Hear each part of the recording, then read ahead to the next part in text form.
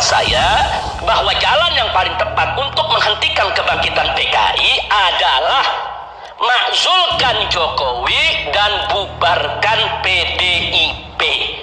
Itu jalan yang paling tepat. Kenapa? Karena Jokowi dan PDIP sengaja atau tidak sengaja, dengan maksud atau tanpa maksud, disadari atau tidak disadari, telah menjadi pintu gerbang emas bagi kebangkitan PKI. Kabar Harian mengabarkan.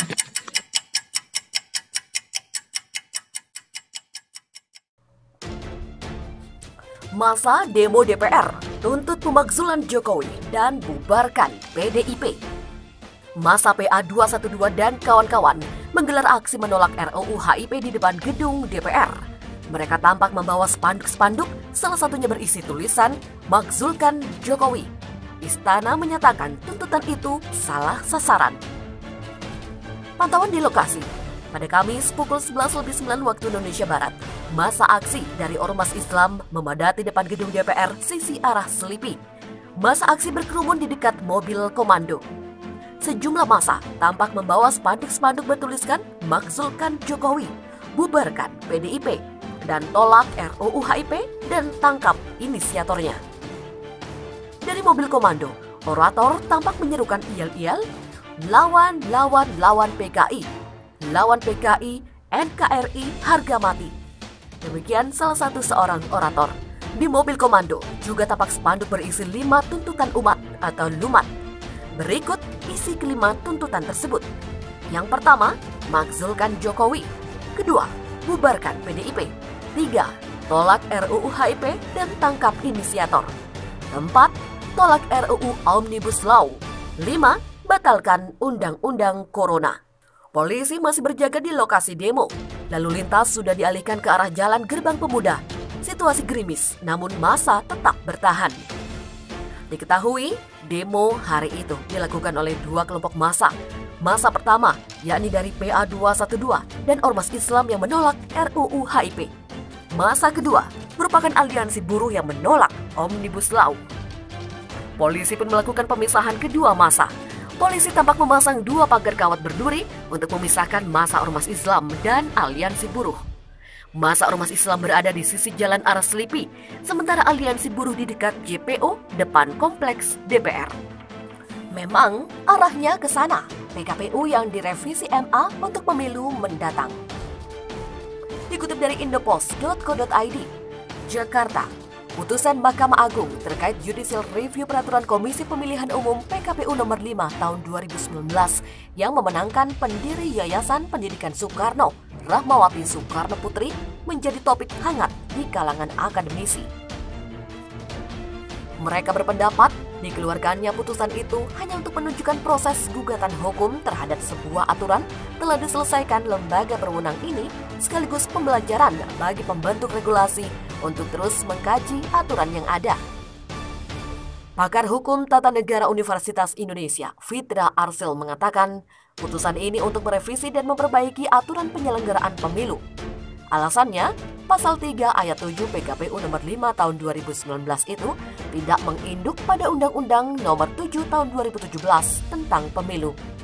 Sehingga itu pun harus diputuskan MA untuk menyelesaikan uji materi PKPU tersebut. Fitra menjelaskan, pada Pasal 3 Ayat 7 PKPU nomor 5 tahun 2019 dinyatakan apabila hanya terdapat 2 pasangan calon dalam Pilpres, maka syarat keterpilihannya hanyalah berdasarkan jumlah suara terbanyak. Artinya, KPU tidak mensyaratkan tambahan perolehan suara minimum 20% di setiap provinsi yang tersebar di lebih dari setengah jumlah provinsi di Indonesia. Sedangkan pada Undang-Undang nomor 7 tahun 2017 tidak diatur mengenai persyaratan penetapan presiden dan wakil presiden terpilih jika hanya ada 2 pasangan calon dalam Pilpres. Alhasil, penetapan presiden dan wakil presiden terpilih tetap dengan syarat perolehan suara lebih dari 50% dari jumlah suara dalam pemilu. Kalau orang menguji materi PKPU nomor 5 tahun 2019 terhadap Undang-Undang nomor 7 tahun 2017, memang tidak diatur bagaimana jika pasangan calon hanya 2 dalam Pilpres. Karena itulah, putusan MA itu tentu sangat mempertimbangkan dari segi yuridis. Menurutnya, yang patut ditelisik adalah keputusan DPR yang mengesahkan PKPU itu patut ditelisik. Pasalnya, KPU tidak memiliki kewenangan legislasi untuk membuat peraturan yang normanya setingkat undang-undang. Karena itulah, Fitra menyatakan, semua putusan itu tidak akan menggoyang putusan pemilu 2019. Sebab, uji materi ini dilakukan untuk melihat bagaimana DPR jeli melihat pengajuan produk hukum pemilu yang dibuat oleh KPU. Tak berlaku surut Ketua Bidang Studi Hukum Tata Negara Universitas Indonesia, Dr. Fitra Arsil mengatakan, pada prinsipnya, putusan pengujian MA berlaku progresif ke depan atau ex nunc dan tidak berlaku surut. Koreksi ini diberlakukan untuk memperbaiki aturan mengenai pesta politik yang diselenggarakan KPU. Yang dilakukan MA adalah pengujian terhadap PKPU yang bersifat regeling atau mengatur. Maka berakibat kepada peraturan tersebut saja. Sepanjang yang diputus MA saja tidak akan mampu melebar kemana-mana. Pasal itu tidak lagi mengikat sejak diputuskan. Jadi harus diganti dengan pasal baru. Dalam kajian hukum tata negara, putusan pengujian MA tersebut tidak serta-merta berpengaruh kepada keputusan KPU terkait hasil penetapan pemilihan umum. Lantaran perolehan itu terjadi sebelum adanya gugatan uji materi yang diajukan sejumlah pihak. Artinya, keputusan tersebut tidak menyalahi aturan sama sekali. Terkecuali saat Pilpres sedang berjalan, gugatan dikabulkan itu baru tidak sah hasilnya. Selama ini, gugatan terhadap sebuah aturan terjadi setelah diaplikasikan. Kalau belum itu, tidak akan digugat oleh siapapun.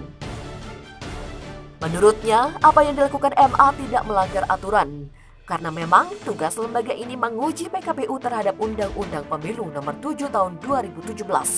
Di dalamnya tidak terdapat ketentuan sebagaimana diatur dalam PKPU.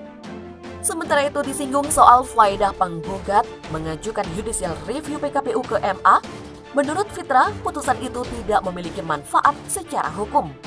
Sebab gugatan itu tidak akan mampu menggoyang Jokowi Ma'ruf sebagai presiden dan wakil presiden terpilih.